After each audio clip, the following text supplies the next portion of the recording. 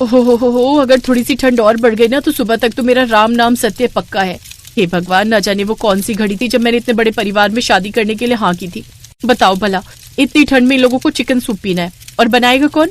बहू रानी बोलकर लाए थे, लेकिन नौकरानी बनाकर रख दिया। इतना सूप तो मैंने अपने मायके में बचपन से लेकर आज तक नहीं बनाया जितना इन्होंने मुझसे 1 महीने में बनवा डाला। ना जाने क्या सूझी थी मेरे माँ बाप को ठंड में शादी करने की। ना मैं ठंड में शादी करके यहाँ आती, ना ये लोग बार बार मुझसे सूप बनवाते। तभी वहाँ पड़ोस की कमला काकी आती है।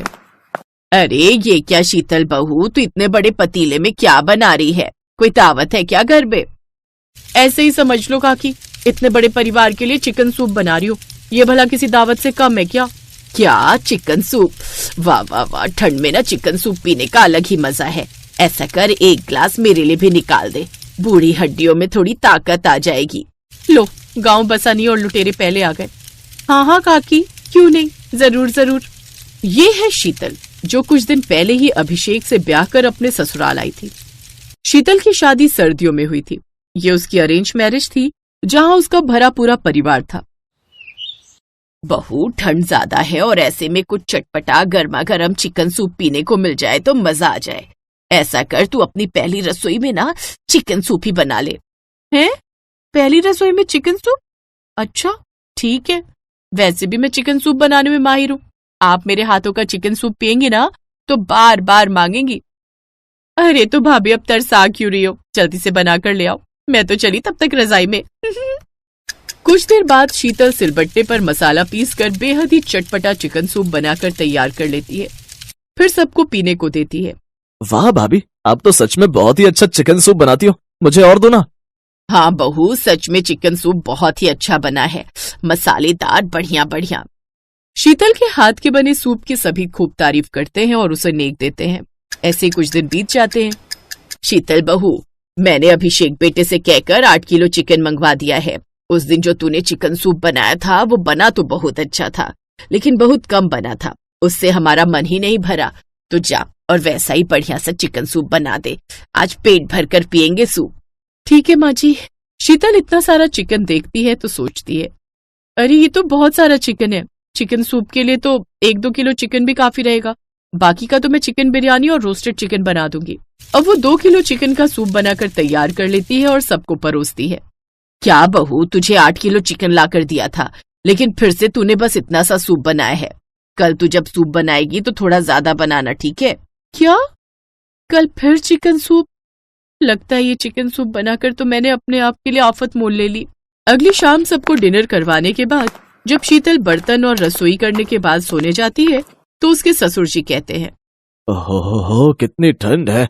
अरे भाग्यवान, जल्दी से अंगीठी जला दो और बहू को कहो कि गर्मा गर्म तीखा सा चिकन सूप बना कर ले आए। अब ये ठंड बर्दाश्त से बाहर है। क्या चिकन सूप बन रहा है? फिर तो मेरे लिए भी बनवा देना बहू, और माँ भाभी को बोलना कि हम दोनों बहनों के लिए भी। तुम सब पियोगे तो मेरा कौन सा व्रत है, मैं भी पीऊंगी। बहू, शीतल बहू। जी माँ जी। बहू, सबके लिए जल्दी से जाकर सूप बना कर ले आओ। वो क्या है ना, आज ठंड ज्यादा है और सब लोग सोने से पहले सूप पीना चाहते हैं। बेचारी शीतल ठंड में के लिए सूप बना कर ले आती है। ये क्या बहू, मुझे तो 2 ही गिलास मिले, मुझे और सूप दो। जी बाबूजी, ये लीजिए। शीतल, तुम्हारे हाथों में तो जादू है, ऐसा मन करता है बार बार हम ये सूप पीते जाएं। कल मैं बाजार से और चिकन ले आऊंगा, तुम कल भी ऐसा ही मजेदार चिकन सूप बना देना। जी ठीक है। अगले दिन अभिषेक और चिकन बाजार से ले आता है। शीतल शाम को सबको चिकन सूप बनाकर देती है।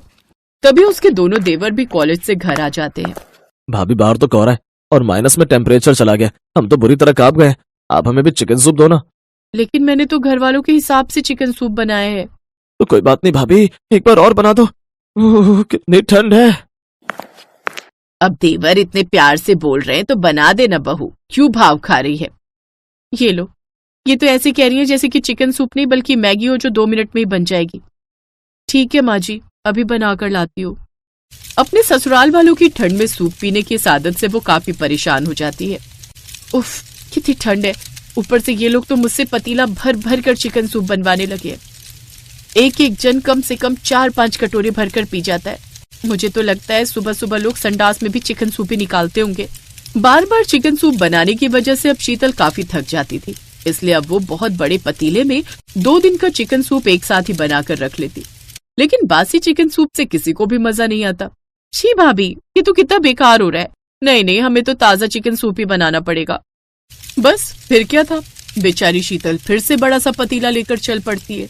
इन लोगों के लिए चिकन सूप बनाते बनाते एक दिन मेरा ही सूप निकल जाएगा। इससे तो अच्छा होता मैं अपनी पहली रसोई में अपने सभी ससुराल वालों को आलू पूड़ी बनाकर खिला देती। लेकिन नहीं, मुझे शौक चढ़ा था उन्हें चटपटा सूप पिलाने का। सबके लिए ठंड में कुड़कुड़ाते हुए चिकन सूप बनाती है, फिर सबको ताजा ताजा गर्मा गर्म चिकन सूप बना कर देती है। इसी तरह वो अब सबके लिए कितने भी पकवान क्यों न बना ले, लेकिन फिर भी सबको आखिर में चिकन सूप पीना ही होता। इन सबको चिकन सूप पिलाते पिलाते एक दिन मैं खत्म हो जाऊंगी। लेकिन ये साले मुर्गे हैं कि खत्म होने का नाम ही नहीं ले रहे। ना जाने कितने मुर्गे पड़े इस शहर में जो खत्म ही नहीं हो रहे। 4-5 हजार मुर्गों का सूप तो मैं ही बना चुकी होंगी। बहू बनाकर लेकर आए थे, लेकिन अब तो बस चिकन सूप बनाने वाली बनकर रह गई। अब वो रोज उस बड़े से पतीले में आंगन में खड़ी होकर कपकपाती ठंड में सबके लिए सोने से पहले गर्मा गर्म सूप बना कर देती। लेकिन कुछ दिनों से कमला काकी उस पर यह अत्याचार होते देख रही थी। शीतल उनके सामने अपना दुखड़ा रोती है और फिर एक दिन कमला काकी उनके घर आती है। कैसे हो आप सब, और ये क्या पिया जा रहा है इतने चटकारे लेकर? अरे आओ आओ कमला बहन, ये लो तुम भी पियो चिकन सूप। मेरी बहू बड़ा ही मजेदार चिकन सूप बनाती है। ना बाबा ना, तुम्हें पता है मेरे एक जानकार थे, उनको ठंड में चिकन सूप पीने का ऐसा बुखार चढ़ा कि वो हर रोज चिकन सूप पीते रहते। लेकिन 2 दिन पहले ही चिकन सूप पीने के कारण उनका देहांत हो गया। सुनने में आया है कि आजकल मुर्गा मंडी में बीमारी वाले मुर्गे आ रहे हैं, जिससे उनका देहांत हुआ है। क्या सच में काकी? और नहीं तो क्या मैं झूठ बोलूंगी? अरे ऐसे कितने केस आए हैं। नहीं नहीं, फिर तो हम अब से चिकन सूप बिल्कुल नहीं पियेंगे। हमें अपनी जान प्यारी है भाई, और अभी तो हमारी शादी भी नहीं हुई है। हाँ हाँ, आज से चिकन सूप पीना बंद। ये सुनकर शीतल मन ही मन बहुत खुश होती है और कमला काकी को आंखों ही आंखों में धन्यवाद देती है। लेकिन फिर अगले दिन, बहू, शीतल बहू कहाँ है? जी माँ। अरे माँ जी, इतनी सारी सब्जियों की दुकान खोलने का इरादा है क्या? अरे नहीं बहू, ये तो हम लोगों के लिए है। अब हम ठंड में चिकन सूप नहीं पी सकते तो क्या हुआ, ये वेजिटेबल सूप तो पी सकते हैं ना। ऐसा कर, अब से ये वेजिटेबल सूप हम लोगों के लिए बना दिया कर। ले सब्जियां और इन्हें काट ले और सूप बना दे जल्दी से। ये कहकर उसकी सास तो वहां से चली जाती है, लेकिन शीतल अपना माथा पकड़कर बैठ जाती है। हे राम, आसमान से गिरे खजूर में अटके। पहले तो सिर्फ चिकन को धोकर ही सूप बनाना होता था, लेकिन अब तो मुझे इतनी सारी सब्जियां काटनी पड़ेंगी, उसके बाद सूप बनेगा। चल शीतल बेटा, लग जा अब काम पर। बेचारी शीतल अपनी किस्मत पर रोते हुए वहां बैठी रहती है।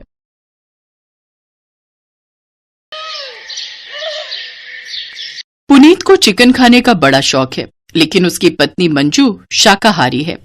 शादी से पहले मंजू ने पुनीत को बता दिया था, देखिए मैं शुद्ध शाकाहारी हूँ, मैं मांस मछली नहीं खाती। अरे कोई बात नहीं, मेरे लिए तो बना सकती हो ना। मैंने कभी बनाई नहीं है, लेकिन मैं कोशिश करूंगी। लेकिन सुहागरात के अगले दिन पुनीत की माँ का देहांत हो गया था। माँ की वजह से इस नल्ले पुनीत को पाल रहा था, अब इसे घर से निकालने का वक्त आ गया है। सही कहा, काम वाम कुछ आता तो है नहीं इसे, फालतू में पैसे लेता है बस। पुनीत और उसका बड़ा भाई रोहित एक साथ एक छोटा सा होटल चलाते थे। पुनीत को हिसाब किताब अच्छे से आता नहीं था। रोहित उससे हर एक छोटा बड़ा काम करवाता था और खुद बस बैठकर हिसाब किताब करता था। वो अपने भाई को हिस्सेदारी से निकालना चाहता था, लेकिन उनकी माँ की वजह से ये हो नहीं पा रहा था। लेकिन अब माँ नहीं रही। पुनीत चल अपना सामान ले और निकल जा इस घर से। निकल जाऊं? लेकिन कहाँ जाऊंगा भैया? अरे मुझे क्या पता, जहां मर्जी चला जा, लेकिन इस घर में तुझे और तेरी बीवी को जगह नहीं मिलेगी, समझा? मंजू ने रोते हुए अपनी जेठानी का पैर पकड़ लिया। दया कीजिए दीदी, मेरी अभी अभी शादी हुई है, मैं कहाँ जाऊंगी?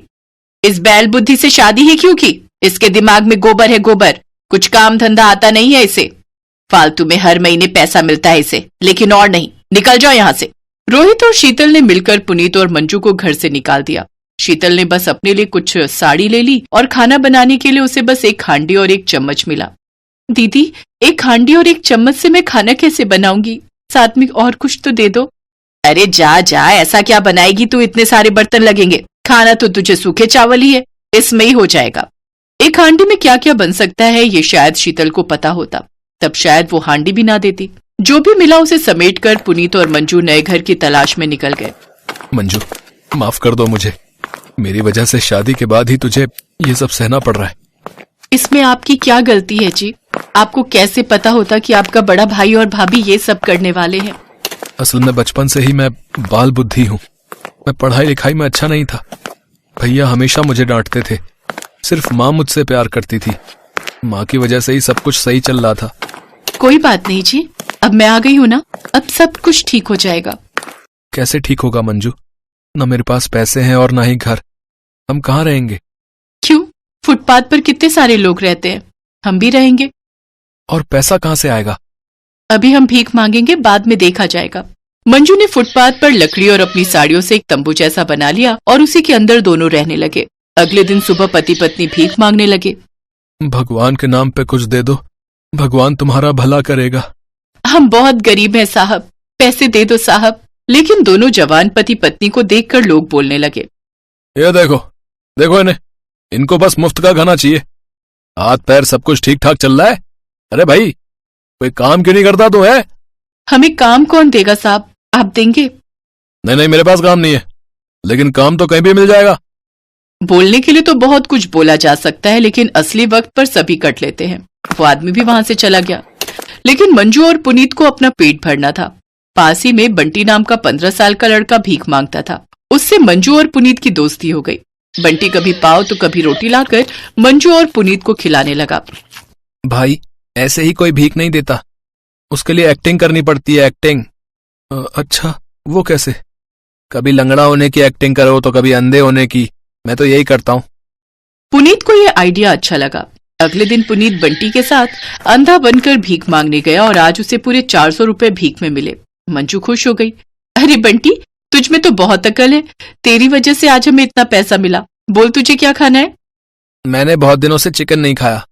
हाँ, मैंने भी बहुत दिनों से चिकन नहीं खाया। मैं चिकन लाता हूँ। लेकिन कढ़ाई नहीं है। अच्छा ठीक है, ले आइए, मैं कुछ जुगाड़ करती हूँ। पुनीत 1 किलो चिकन ले आया और मंजू लकड़ियों के चूल्हे पर हांडी चढ़ा देती है और उसने उसमें चिकन डाल दिया। हांडी में चिकन कैसे बनेगा? पता नहीं, कोशिश करती हूँ। और कुछ है भी तो नहीं। मंजू ने उसी के अंदर अदरक, लहसुन, नमक और सरसों का तेल, हल्दी और मिर्च डालकर अच्छे से मिला दिया और धीमी आंच पर पकाने लगी। घंटों भर चिकन पकने के बाद मंजू ने हांडी का ढक्कन खोला और उसमें से इतनी अच्छी स्मेल आई कि मंजू के मुंह में भी पानी आ गया। अरे वाह, मैंने जिंदगी में पहली बार चिकन बनाया है। स्मेल तो बढ़िया लग रही है। आज खा के भी देख लो मंजू, वैसे भी और कुछ नहीं है। मंजू ने जल्दी जल्दी चावल पकाया और तीनों ने मिलकर हांडी में बना हुआ चिकन खाया। अरे वाह, टेस्ट भी तो बढ़िया है। हाँ मंजू चाची, आपने क्या चिकन बनाया है? ऐसा चिकन मैंने कभी नहीं खाया। मैं भी। हांडी में इतना अच्छा चिकन बनता है, ये मुझे पता नहीं था। 1 किलो चिकन तीनों मिलकर खत्म कर देते हैं। मंजू चाची, आपने इतना अच्छा हांडी चिकन बनाया है, आप यही हांडी चिकन बेचते क्यों नहीं हो? अरे हाँ, ये तो तुमने सही कहा। लोग एक ही तरह का चिकन खाते खाते बोर हो गए। लोगों को ये हांडी चिकन बहुत पसंद आएगा, लेकिन उसके लिए भी तो पैसों की जरूरत है।